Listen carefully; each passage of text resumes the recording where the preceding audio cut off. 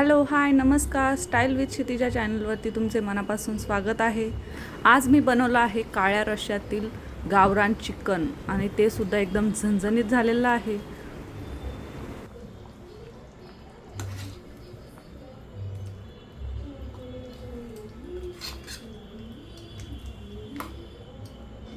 मग आता रेसिपी बघूया. मी इथे अर्धा ते पाऊण किलो चिकन घेतलेलं आहे. लसूण अद्रकची पेस्ट कुटून घेतलेली आहे.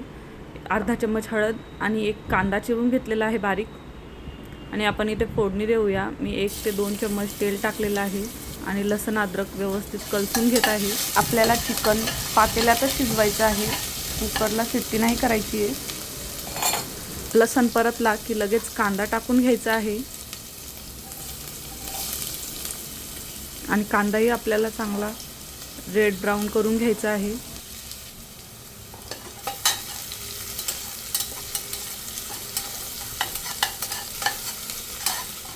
कांदा झाला की हळद टाकून घ्यायची आहे अर्धा चम्मच. ती सुद्धा व्यवस्थित मिक्स करून घ्यायची आहे. आणि इथे स्वच्छ धुतलेले 2-3 पाण्याने चिकन टाकून द्यायचं आहे. हे गावरान चिकन मी घेतलेलं आहे.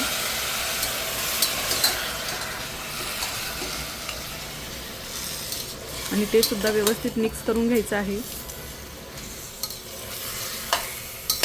इथे 1 ते 1.5 चम्मच मीठ टाकून घ्यायचं आहे चवीनुसार आणि व्यवस्थित मिक्स करून घ्यायचं आहे चिकन.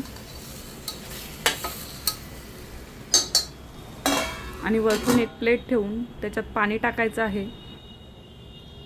पाणी ताटातच बॉईल होऊ द्यायचं आहे. नंतर मग टाकून घ्यायचं आहे मस्त व्यवस्थित चिकनवरती. अशा पद्धतीने चिकन शिजवलं ना एकदम टेस्ट भारी लागते.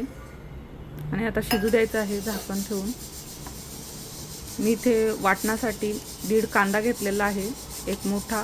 मी कसा कट करत आहे तुम्ही बघून घ्या. 4 काप करून घ्यायचे आपल्याला मधातून, पूर्ण कट करायचं नाही आहे. आणि खोबऱ्याच्या 2 वाट्या घेतलेल्या आहेत छोट्या छोट्या. गॅसवर जाळी ठेवत आहे आणि जाळीवर ते भाजायला ठेवून देत आहे कांदा खोबरं. इथे मधात चिकनला थोडंसं बघायचं आहे शिजलंय की नाही आहे. हे कव्हर करून द्यायचं आहे. कांदा बघत राहायचा आहे, उलटपालट करायचं आहे कंटिन्युअसली, नाही तर खोबरं जळू शकतं. खोबरं काढून घ्यायचं आहे झाल्यानंतर. आणि कांदा होऊ द्यायचा आहे अजून व्यवस्थित. कांद्याला थोडा वेळ लागतो, खोबरं लगेच होऊन जातं.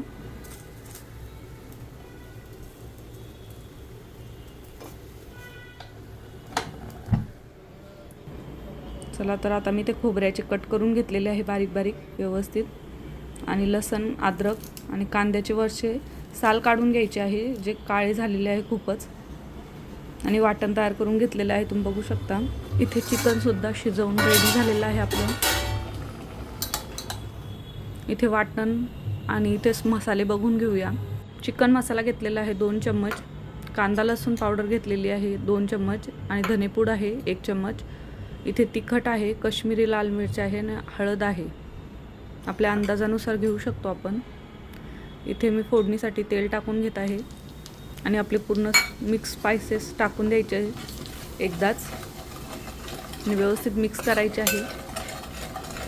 आणि नंतरच मग वाटण टाकायचं आहे.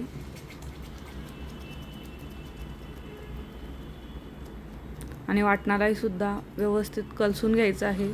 वाटण व्यवस्थित कलसून घ्यायचं आहे जोपर्यंत वाटण स्वतःहून तेल सोडत नाही.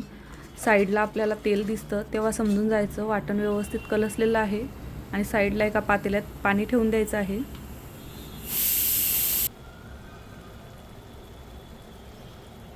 तुम्ही बघू शकता वाटणानं कसं तेल सोडलेलं आहे. या स्टेपला आपल्याला चिकन टाकून घ्यायचं आहे.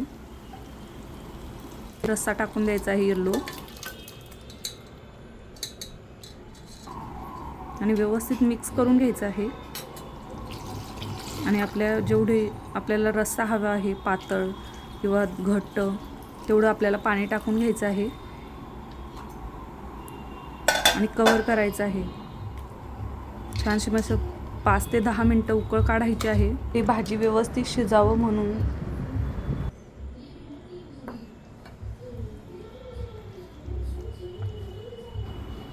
आणि गार्निशिंगसाठी वरतून मस्त कोथिंबीर टाकायची आहे.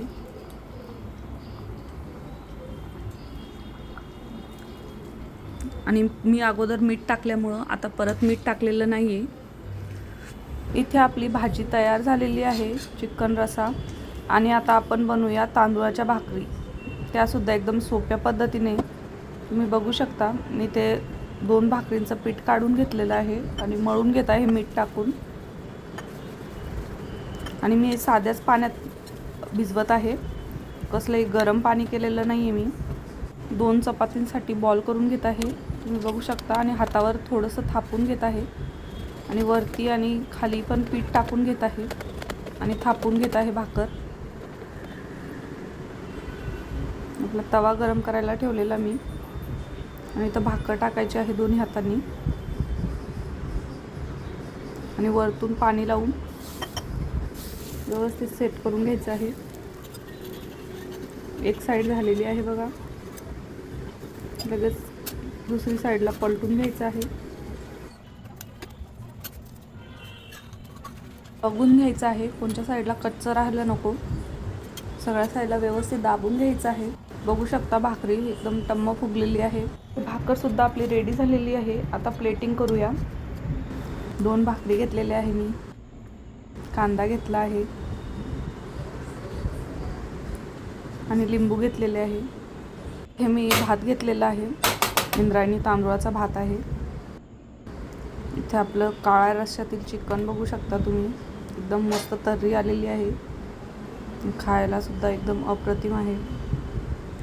चला तर माझे असे नवीन व्हिडिओज आवडत असेल तर प्लीज लाईक करा, शेअर करा, कमेंट करा आणि सबस्क्राईब करायला विसरू नका.